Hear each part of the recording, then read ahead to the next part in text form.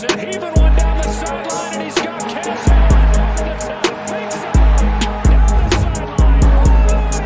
Touchdown. His signature move and his signature performance. Allen, deep ball one more time. 58 yards this time. You're listening to the Bruin Bible. This is your host, Will Decker, bringing you UCLA football content all throughout the year for LA Football Network. What is up, and welcome to another edition of the Bruin Bible. Will Decker, your host. Make sure you guys are liking and subscribing the podcast. We are brought to you guys today by our advertisers. Our advertisers are Bell to Bell Fitness, Shea Tor, a realtor out in Arizona, former Bruin alum, and my main man, Howard Chang, a realtor right here in Los Angeles. Let's go through them, guys. Bell to Bell Fitness is a boxing gym on the West Coast used by their FIT acronym, Fight Inspired Training. My main man, Tony Gonzalez, was the boxing coach for UCLA for over 10 years. He has built this gym on the West Side to learn how to boxing, stay in shape, and get you all the essentials you need to become somebody that is obsessed with boxing and fitness. Make sure to check it out. Go into Bell to Bell Fitness and say you heard about it from the Bruin Bible, and you're going to get a free session with Tony Gonzalez. So make sure to check that out. Shea Tor, my main man. Shea Tor is a licensed real estate agent in Arizona and a lifelong Bruin. He's a current Wooden Athletic Fund donor and football season ticket holder. When not selling houses or going to UCLA games, he loves to travel the country, checking out different arenas, ballparks, and stadiums. If you're looking to make the move to Arizona or know someone who is, please reach out to our loyal friend, Mr. Shea Tor. His phone number is 602-487-3975. Once again, his number is 602-487-3975. Make sure to check that out. And then the local realtor we got out here, Howard Chang. Howard Chang is a local realtor with the Serene team at eXp Realty. Their team has an office right here in Culver City, though they help clients buy and sell homes all over the LA County and the surrounding areas. Howard and his team do a ton of business and are super in tune with the market, knowing winning strategies to give their clients a competitive advantage, have amazing vendor referrals, are a one-stop shop for anything real estate, and just provide a ton of value for their clients. Howard and his partner, Kyle Draper, are UCLA alums and a huge fans of the UCLA football and basketball programs. You will often see them at games, tailgating and networking, and staying involved with the UCLA alumni community. They would love to help any fellow alumni with accomplishing their real estate goals. So if you guys have any real estate needs in the LA area, look no further. Howard is your guy. What is up, and welcome to the latest edition of the Bruin Bible. Will Decker, your host, here with the man, the myth, the legend, the madman. We had ourselves a day yesterday, madman. We went to the UCLA Spring Football Showcase, was the best word to describe it. We were hoping for a spring game. We didn't ultimately get that, but still a blast. Saw a ton of Bruin alumni out there. You know, we got stopped a couple of times, people talking about the show, which was really, really cool. And then we hit the Comedy Store later last night, kind of just on a Will and Madman, kind of just a fun night out, dude. So we had a blast, dude. That was one of the better Saturdays we've had in a while. How is your Sunday treating you, man, as we reflect on the inaugural Spring Showcase with our guy Deshaun Foster and head coach in year one? Oh, well, Thriller, obviously it's been a nice kind of R&R Sunday to recover. We had a great time, as you mentioned. Spring Showcase by day. You know, Papa Madney was out there as well. We had a great time and hanging out with obviously all the UCLA faithful, over 11,000 strong. So really a phenomenal outcome and an output there, really showing the passion that is starting to revive and rekindle when it comes to UCLA football. So it was a great atmosphere to be out there, just carnival style, both outside of the stadium as well as sort of inside the Rose Bowl walls. So just a terrific day for Bruin spirit. Will, made me so proud to be an alum as always. And I know we're going to get into the details here shortly. And then you and I topped it off with a fun night in LA and Sunset Boulevard. And had a great 3-hour set at the Comedy Store, some ups, some downs. It was a great time, though. It was a wonderful time and excited to be talking ball with you today, brother. Always great to be talking ball with the madman, dude. So much fun on so many different levels. And yesterday was a blast just to kind of see UCLA out there. It was very similar to the practices we had gone to. They kind of just ran a lot of the same drills, but there's a lot of things of note, I think, that we saw out there that we can talk upon for UCLA football moving forward. I kind of came up with this fun exercise and kind of ping pong back and forth. Just the top 5 things that we saw at spring practice that gives us hope for next year. And, maybe observations where, hey, we need to improve in this area. This guy is going to be a standout player at his position. Madman, as always, I'm going to let you lead off on this one. Talk to me. What was the first thing you really noticed out of the spring showcase in terms of the team and who stood out to you?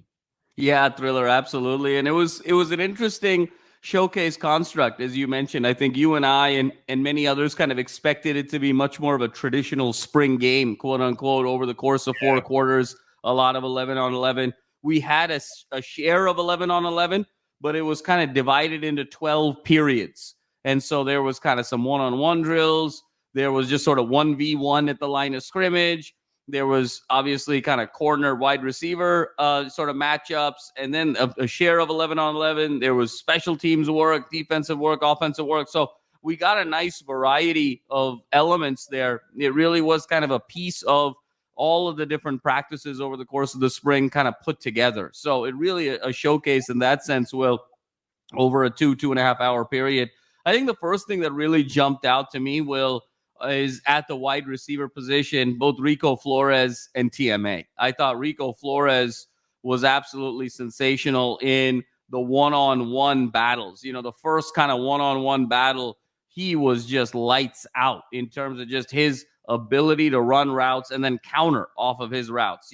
I think there's a very complex tree with Rico Flores. It's a lot of inside, outside, back, inside, a lot of hesitation. There's a lot of misdirection that comes with how his route tree progresses and how he develops. He was sensational. I mean, he was consistently getting open, making catches. He really stood out as a weapon that is going to be a big piece of this UCLA season in 2024. I think we've talked immensely about Loya. I think Loya will continue to be wide receiver 1. We know what Sturdivant gives you in terms of the deep threat. I think this kind of becomes a 3-headed monster now with Loya, Sturdivant, and Rico Flores. So I thought Rico Flores was absolutely sensational. And then what I love to see was TMA getting into the act, particularly in the 11 on 11. And he was absolutely phenomenal. Ethan Garber's even said after the spring showcase, really important for me to build chemistry with my guy TMA. And so to kind of see him evolve really feels like now TMA is probably going to be wide receiver 4, perhaps even wide receiver 3, given what, the rotation could possibly be. But Garber, as you can tell, is a guy that is big on rapport. And you can start seeing that he is getting comfortable, always was deeply comfortable with Loya, very comfortable now with Rico Flores, and he's rekindling that chemistry with TMA. Those are the 3 guys that he seems to be getting a lot of comfort from. I think Sturdivant is going to be the big home run threat. But I'm getting a little bit worried, Will, that because Sturdivant has missed so much time in the spring, that hopefully that chemistry stays strong with him and Garber is going into the fall. But at a wide receiver position, really the first thing that I took away, Flores and TMA really shining offensively yesterday. Yeah, man. And I think it was the stat that came out. I did a show with Gavin Carlson for the Daily Bruin after this. And it was like he had 4 completions over 10 plus yards in scrimmage. 2 of them went to Flores. 2 of them went to TMA. Yep. So it was very consistent on those fronts. And dude, I mean, we've talked about it all spring. This receiving room is loaded, man. Like you pretty much have 3 dynamic slot guys. And Rico Flores, to me, he can give you almost everything you get from Loya, but he's like 15, 20 pounds heavier, may have the same quick feet, maybe a better route runner at the end of the day from what we saw. So. Those one-on-ones. I mean, it's very special talent. I just want to remind the fan base, this guy is not some dude that just transferred here. He was a legitimate 4-star recruit, got offers from Ohio State and Georgia. I mean, what bigger school right now is it than Georgia in college football? This guy could have been on Kirby Smart football team had he chose that direction. Came from Notre Dame. He looks like a professional already. I got the same kind of feeling, a little different body types, but the same type of feeling. When you see him the first time, you're going, oh, man, that's a future pro right there. You know what I mean? It's the same thing I said with Sturdivant. The same feeling we said with Oladeja when he came in last spring. There's just a lot to like there. And then TMA, man, there's just something to say about this guy, man. And his dad came up and stopped me in the bathroom before we actually met up. Wonderful dude. TMA's dad, shout out to you, bro. That was awesome. He came in and he started to talk to us. He's like, I've been, watching your guys' show. He gave us like really great compliments.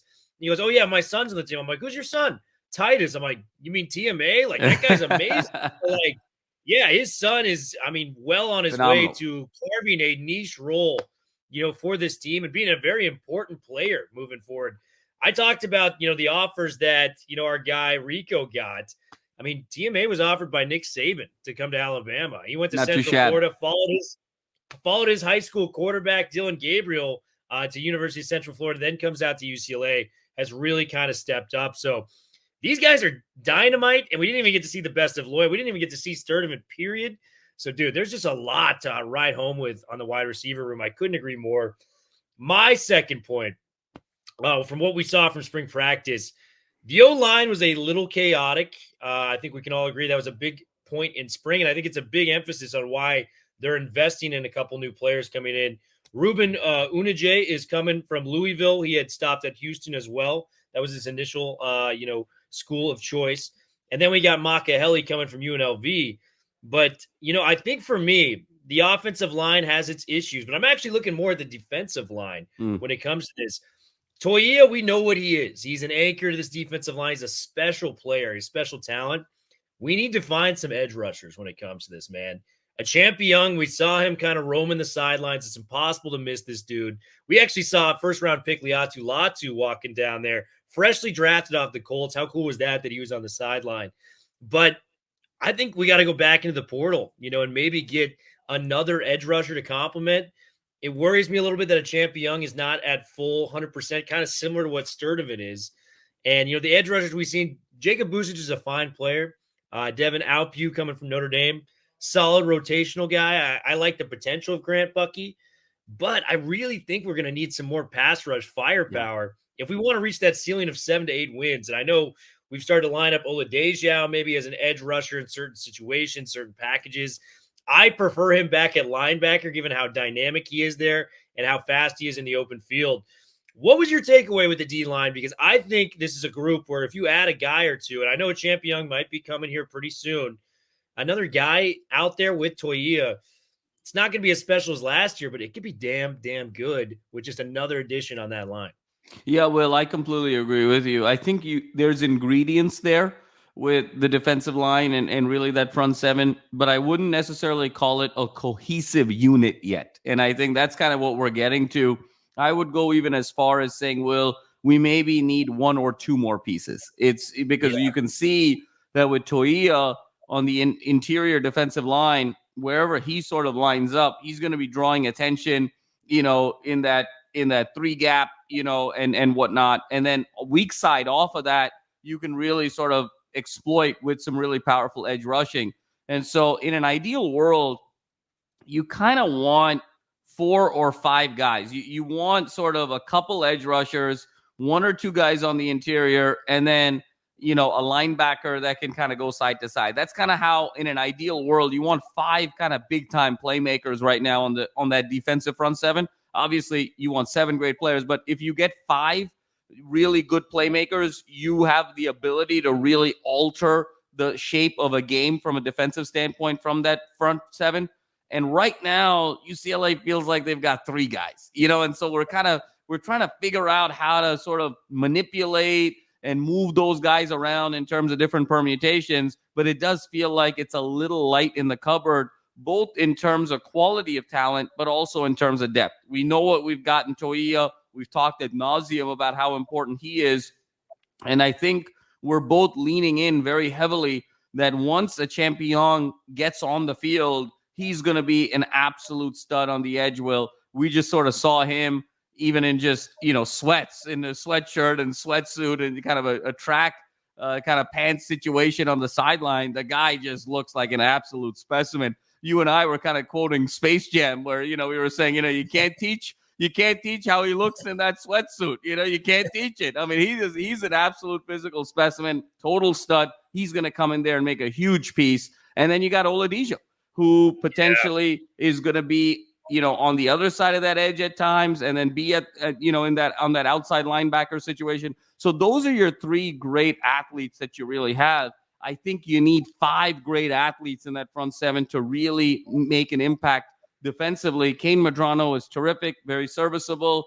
Keanu Williams is really solid, has his moments, but you kind of need one or two more pieces. Now we're hoping John Vaughns comes back strong. I think him sort of being in that hybrid safety linebacker role, that kind of becomes your fourth grade athlete on the front seven. And then you kind of need that fifth grade athlete off of the transfer portal. So that's kind of, I think, what we're really alluding to here. Guys like Busic and others, really nice rotational pieces, but you can't necessarily rely on them of being kind of consistent starters and stars, particularly in this Big Ten. So it felt a little light in the war chest, Will, in that front seven, to your point. But I think building off of Toia, a Champion, Oladijo, hopefully you get John Vaughns, and then I think you need to go get a fifth kind of stud in the portal. Totally agree, man. D-line, it's close, man. If a Champion comes back, it's the potential that he possesses. We just need one more guy, I feel like, off that edge. Busic and, Alpu, I think it's like NBA terms. Like if you have that guy as a starter, you're kind of feeling dicey. Yeah. If it's a rotational player, you're feeling really good about it. You know what I mean? So I like these guys a lot. So, let's hold our hat that maybe they can get another edge guy in the portal to kind of complement this D-line and what Toia has going for them to start, man. So, point number 3, back to you, Madman. We were out there. We saw the whole practice. We've watched, multiple spring practices this entire, campaign. It's been a lot of fun. Some of my favorite times in March was us kind of going out, watching some games and practices ourselves. Talk to me, brother. What did you see? What's your third most interesting, takeaway from the spring showcase? Yeah, Will, and I think it's sort of related to point 4, and we'll sort of lean into it, and it's on the other side of the trenches, and it was the offensive line. And I think that it's a work in progress. I think just, simply put, I think the concern was you didn't hear very much from TJ Harden at the spring showcase. You didn't hear very much from Keegan Jones in the spring showcase. Carlson had some moments, kind of getting in off tackle and whatnot. But the reason that the running game and the running backs really didn't make a ton of noise on Saturday was just because there was no setting of the line of scrimmage. And the offensive line was consistently kind of getting blown up. And there were probably 5 or 6 plays, Will, whether it was Ethan Garbers, whether it was Justin Martin, where we were watching the play and they got the ball up, but they only got the ball up because it was in a kind of a practice scenario. You and I both kind of turned to each other and said, man, if that was in a game situation, that's probably a sack or that's probably a penalty. So you can tell the offensive line is really struggling right now to even hold the line of scrimmage, which quite frankly, Will, is a concern, especially when we've talked about kind of the pieces on the defensive line. What does the defensive front seven consist of? No Jay Toia out there, no Collins Champion out there. So given that neither guy was out there and the offensive line was struggling so much to set, the line of scrimmage and really hold things, whether it was in 1v1 situations or 5v5 situations, that has to now be priority A, B, and C. We talked about it. Unije coming, I think, is going to be huge. Obviously, the kid from UNLV, I think both of those kids are going to step in and be starters right away. I think it's a situation where you got to be able to fill those gaps. So I'm really encouraged that Deshaun is seeing it and really fortifying the depth of the offensive line because, Will, that's the key here.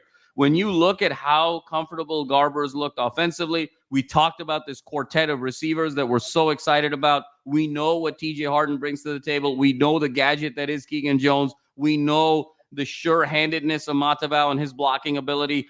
The key is the offensive line. As long as Garbers can get some semblance of time here, this is an offense that's going to be able to move the ball very seamlessly with a lot of veteran leadership. So offensive line, Will, the lack thereof was a concern. I'm holding my breath here with the fortification here with these 2 reinforcements. They might need to go get a 3rd reinforcement, to be honest with you, just in terms of where we are.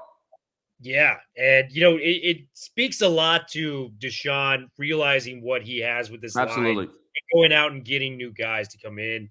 It's very encouraging, man, because if you add 2 new starters, let's say they're like a B-, B, those are very dramatic improvements from where this line is right now, just to be very frank on the situation. So Unije, Makaheli coming in. We welcome you guys. We are excited to have you guys.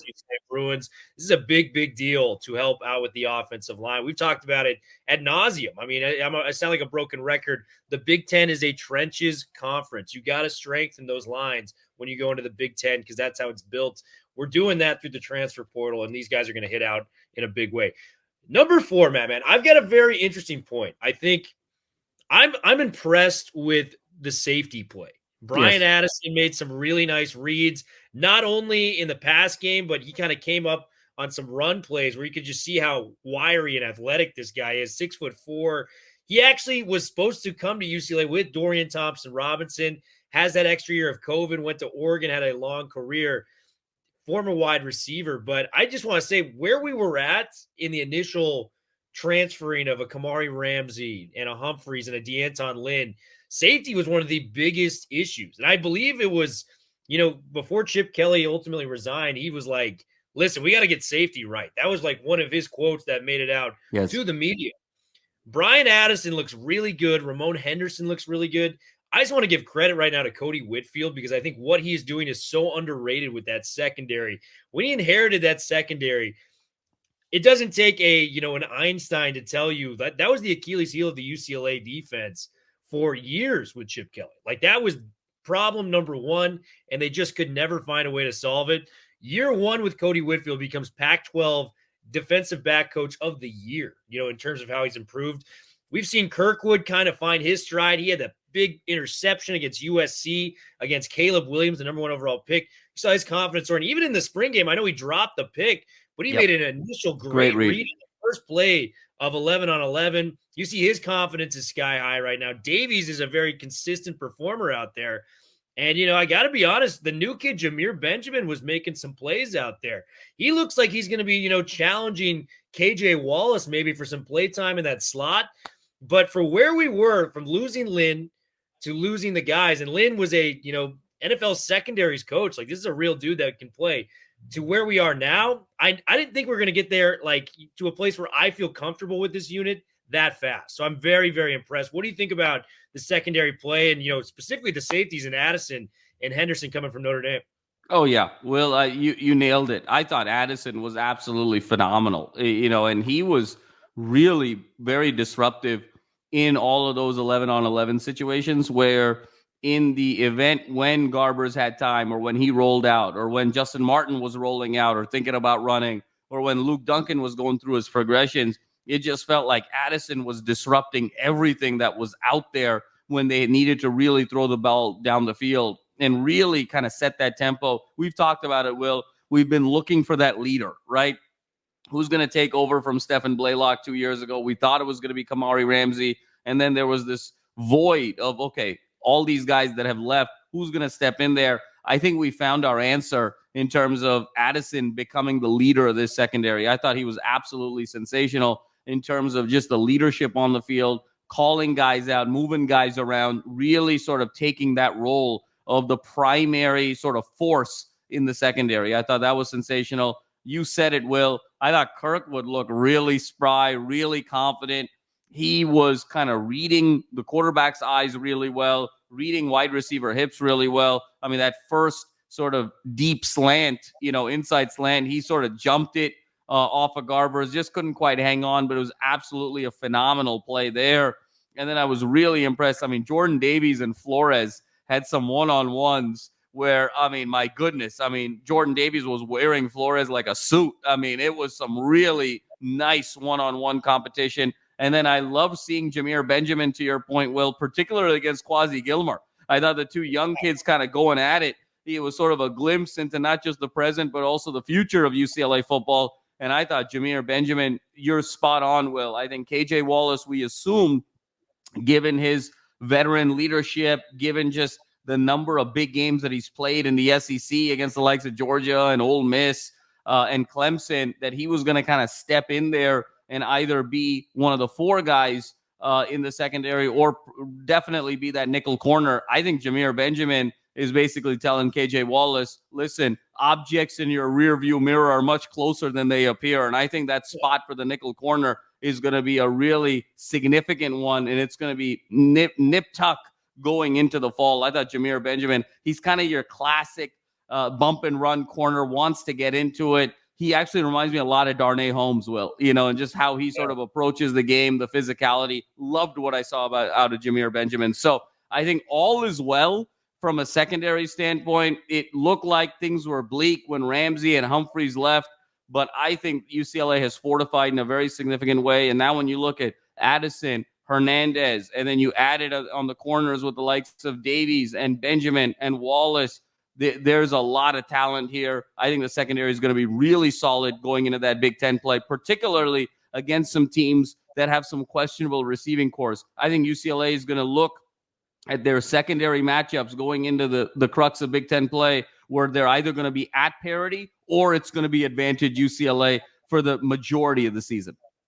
Yeah, there's a lot to like from what we've seen, and I just didn't expect it to be rebuilt this fast. After losing a guy like Troy Ramsey, where, that guy's a future pro. That's not a guy that grows on trees, you know what I mean? So for them to kind of rebuild that unit up in such a unified way, very, very excited from what we've seen on that. You get the last point, brother. The 5th point from Spring Showcase. What is it and why, my brother? Well, so, can go a number of different ways here. Obviously, I think, again, Garber's command of the offense was evident. Yet he was a little bit up and down in terms of just his throws and the accuracy, but just his reads, his poise, the leadership, just the mastery of the offense was obvious. He's clearly QB1.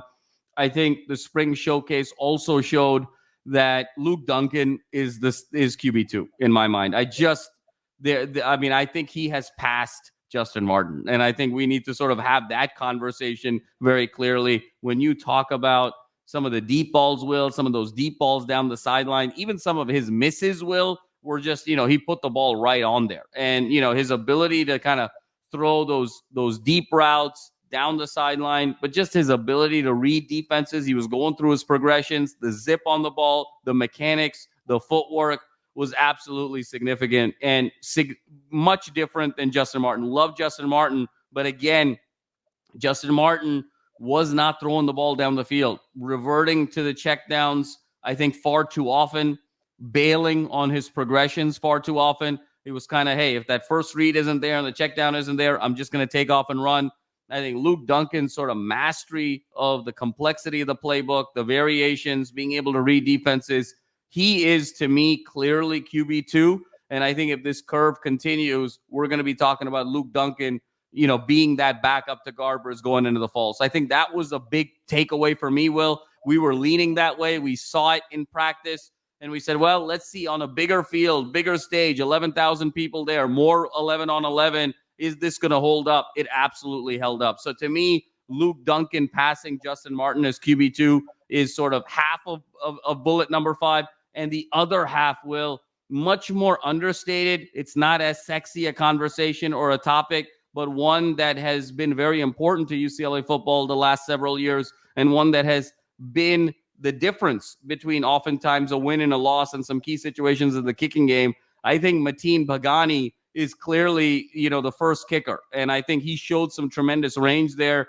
hit a couple kicks, that were 40 and above. I think Pagani now fortifies UCLA's kicking game in a very significant way, and I think that's going to play a big role, particularly in these road games in the Big Ten. Tough weather situations, field position is going to play a big role. You're going to need to find a way to score points on certain drives where you're not getting a lot of yards. Pagani kind of fortifying that kicking game, I think, is a big piece of the puzzle here. So Pagani and Luke Duncan share my bullet number 5, Will. I love it, man. Yeah, the kicking game, we made a couple 40-yarders, in that spring game. The cause for celebration, man. There's a lot of exciting things going on with Pagani. I mean, we've been talking about it all spring. Luke Duncan just looks poised, looks well above his age and what he is, for his first spring ball because he was out last year. Duncan looks like he's got the goods to be a starter in about a year. So really, really excited with that. Guys, loved the Spring Showcase. Really pumped to get back out there again. We got a couple more spring practices, and then we are off for the summer. Don't worry, man. We're going to have you covered at the Bruin Bible. Lots of great stuff coming all throughout the summer. We got some really good stuff down the line. We got a very special guest coming on yes, Tuesday. We do. So stay tuned for that. But we are out, guys. Officially, we'll be talking with you guys soon. Bruin Bible, we are officially